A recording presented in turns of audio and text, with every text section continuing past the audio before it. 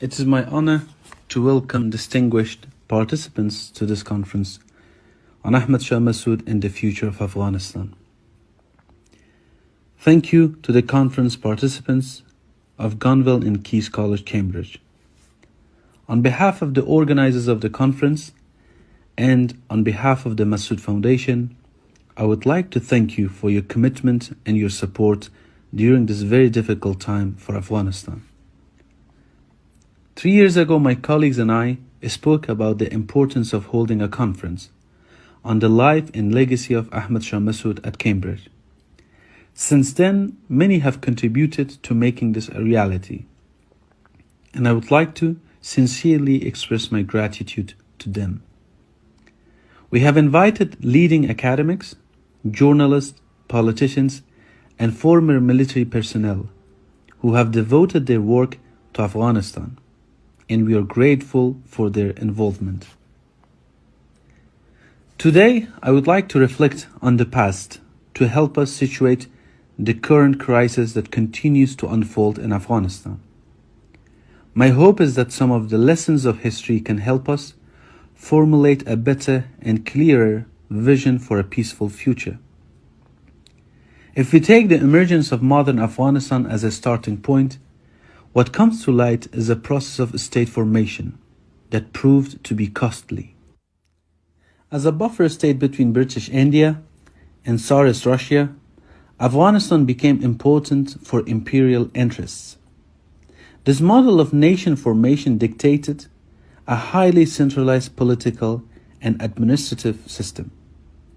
We believe that this long-standing model is not constructive to a country that is home to diverse communities, each of which is rich in its own history, languages, and cultural heritage. History has proven that nation-state formation that has sought to construct a homogeneous and singular character for entire population of people is impractical. Since the early 1900s, when this system was institutionalized, Afghanistan experienced several breakdowns of the state system, the most salient of which we see from the events of this last month.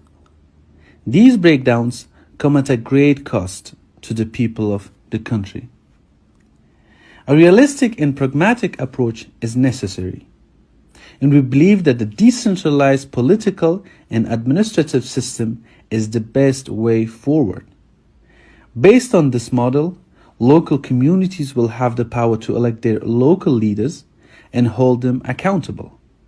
People will also have the ability to take an active part in policy making at the local community level. This model has existed in Afghanistan over the last century in varying degrees.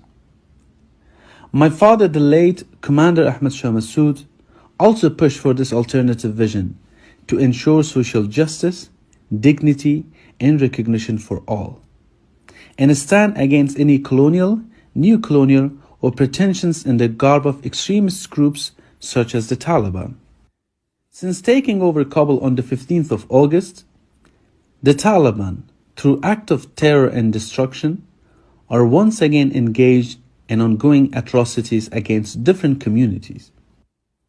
They are standing against the fundamental rights of women and of our girls receiving their education. The Taliban have made our country a refuge for international terrorism, and one that is isolated and regressive. Alongside the men and women of Afghanistan, we stand firmly against the Taliban's foreign ideology. We have seen women leading the opposition on the ground in standing up for their rights. We want an Afghanistan that is inclusive, one that preserves and promotes the rights of women, one that is not isolated but connected, a country that has productive relationship with the region and with the world.